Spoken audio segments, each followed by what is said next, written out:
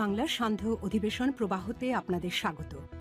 আজ আপনাদের সাথে লন্ডন স্টুডিও থেকে আছি মানসী বড়ুয়া। শেষ বৈঠকেও হাসিনা ছিল মীর জাফরের রূপে।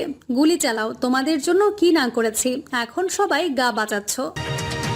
জানাবো হাসান মাহমুদ বিমানবন্দরে আটক। আরও জানাবো সাবেক মন্ত্রী এমপির সাবেক বর্তমান পুলিশ কর্মকর্তাদের খোঁজে গোয়েন্দারা।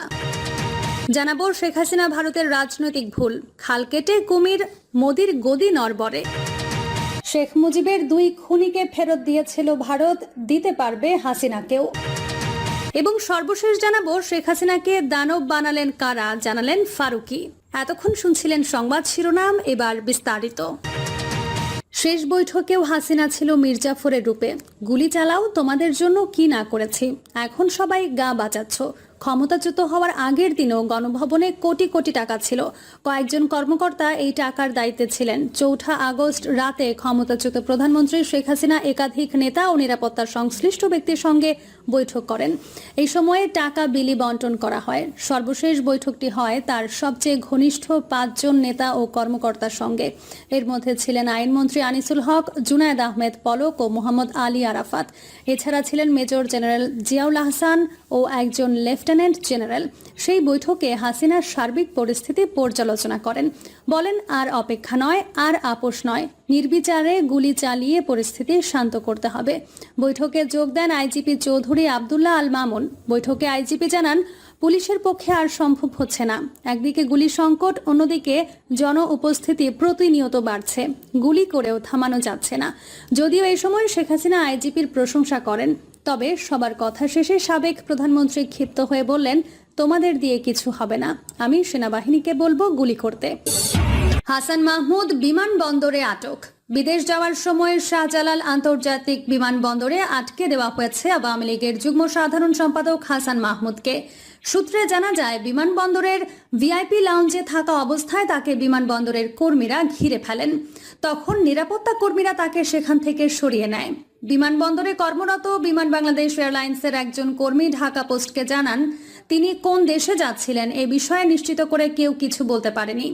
তবে তার সার্ক ভিসা রয়েছে। সার্কভুক্ত যে কোনো দেশে যাওয়ার কথা ছিল। শিক্ষার্থীদের দেশ কাঁপানো আন্দোলনে পতন হয়েছে আওয়ামী লীগ সরকারের। ছাত্র জনতার অবিস্মরণীয় অভ্যুত্থানের মুখে শেখ হাসিনা পালিয়ে গেলেও ভয়াবহ বেকায়দায় পড়েছেন আওয়ামী লীগের এমপি মন্ত্রীরা।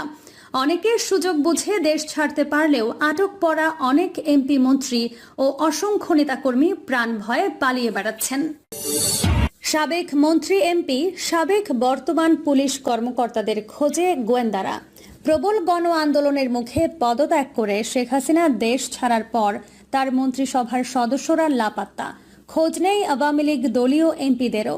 এরই মধ্যে অনেকেই দেশ ছেড়ে পালিয়েছেন বলেও খবর।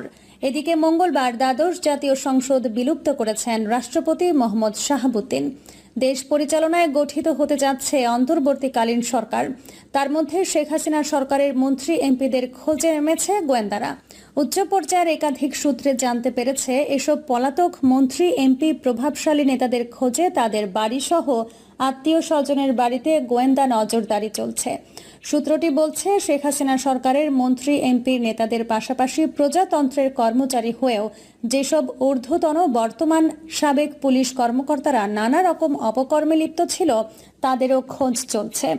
রাষ্ট্রপতি কার্যালয় সূত্রে জেনেছে, পুলিশের আইজি সহ শেখ হাসিনা সরকারের চুক্তিতে নিয়োগ পাওয়া একাধিক আমলার চাকরি চলে যাচ্ছে। এই ধরনের সকল চুক্তিভিত্তিক নিয়োগই বাতিল করা হচ্ছে। এমন পরিস্থিতিতে আওয়ামী লীগের জ্যেষ্ঠ নেতাদের যেমন খোঁজ মিলছে না, তেমনি বিদায়ী সরকারের মন্ত্রী প্রতিমন্ত্রীদেরও খোঁজ মিলছে না। লাপাত্তা আওয়ামী লীগ দলীয় এমপিদের অনেকেই। অন্যদিকে প্রভাবশালী আওয়ামী লীগ নেতা, মন্ত্রী প্রতিমন্ত্রী ও এমপিদের অনেকে এখনও গোপনে পালিয়ে বেড়াচ্ছেন। বেশিরভাগের ব্যক্তিগত মোবাইল নম্বর বন্ধ। আওয়ামী লীগ সাধারণ সম্পাদক ওবায়দুল কাদের সহ অনেক মন্ত্রী এমপি রবিবার রাতেই সিঙ্গাপুর চলে গেছেন। অনেক প্রভাবশালী গত 14 জুলাই থেকে বিদেশি চ্যানেলের মাধ্যমে ফ্লাইটের টিকিট কেটে রেখেছিলেন। তারাও দেশ ছেড়ে পালিয়েছেন বলে বিমানবন্দর সূত্র জানিয়েছে। এমন দেশত্যাগী মন্ত্রী এমপি ও নেতার সংখ্যা শতাধিক। তারা ভারত, থাইল্যান্ড, চীন, সিঙ্গাপুর, যুক্তরাজ্য, কানাডা, অস্ট্রেলিয়া, রাশিয়া ও দুবাই পাড়ি জমান। এদিকে শেষ মুহূর্তে পালাতে না পারা অনেকে এখন বিভিন্ন দেশে পাড়ি জমানোর চেষ্টা করছেন। সাবেক আইসিটি প্রতিমন্ত্রী জুনায়েদ আহমেদ পলক দেশ ছাড়তে গিয়ে বিমানবন্দরে আটক হয়েছেন। কনভারসেশনের বিশ্লেষণ, শেখ মুজিবের 2 খুনিকে ফেরত দিয়েছিল ভারত, দিতে পারবে হাসিনাকেও। গণবিপ্লবের মুখে গত 5 আগস্ট দেশ ছেড়ে পালাতে বাধ্য হন সাবেক প্রধানমন্ত্রী শেখ হাসিনা। তবে পালানোর আগে ছাত্র ও জনতার বিপ্লবকে ঠেকাতে হাসিনার সর্বশক্তি প্রয়োগ করেন। এতে করে নিহত হন শত শত মানুষ। সাধারণ মানুষকে হত্যার ঘটনায় শেখ হাসিনার বিরুদ্ধে এখন পর্যন্ত শতাধিক মামলা হয়েছে, যার মধ্যে রয়েছে হত্যা, নির্যাতন, গুম, অপহরণ, মানবতা বিরোধী এবং গণহত্যার মতো গুরুতর অপরাধ। এসব অপরাধের বিচার করতে এখন শেখ হাসিনাকে ফেরত আনার দাবি উঠেছে। হাসিনাকে ফেরত আনা যাবে? ভারত কি তাকে ফেরত দেবে? এই বিষয়টি বিশ্লেষণ করেছে বিশ্লেষণী সংবাদ মাধ্যম দ্য কনভারসেশন। তারা বলেছে, ভারত শেখ মুজিবুর রহমানের 2 খুনিকে ফেরত দিয়েছে, চাইলে শেখ হাসিনাকেও ফেরত দিতে পারবে।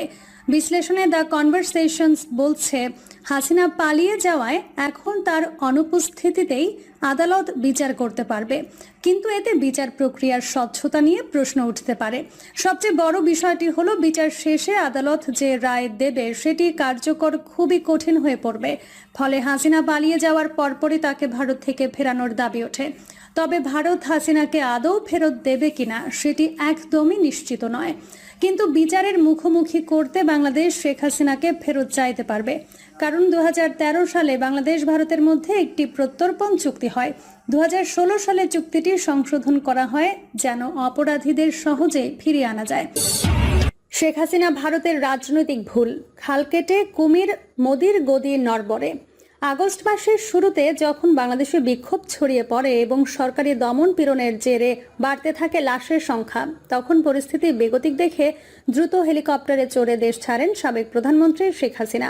তার সাথে কোনো রাজনৈতিক সহযোগী ছিলেন না এবং তিনি তার সিনিয়র মন্ত্রীদের কাউকে বলেননি যে তিনি চলে যাচ্ছেন। 5 আগস্ট কয়েক ঘন্টার মধ্যে তিনি প্রতিবেশী ভারতে চলে যান।